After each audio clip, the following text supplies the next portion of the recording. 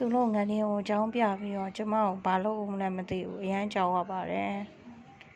ကျင်းတည်ပါတယ်သူတို့ရဲ့ခြေထောက်တွေကိုကြီးကြီးလိုက်သူတို့ခြေထောက်တွေကအဖေမေခြေထောက်တွေမဟုတ်တော့မောက်မောက်ဖောင်းဖောင်းကြီးအကုန်လုံး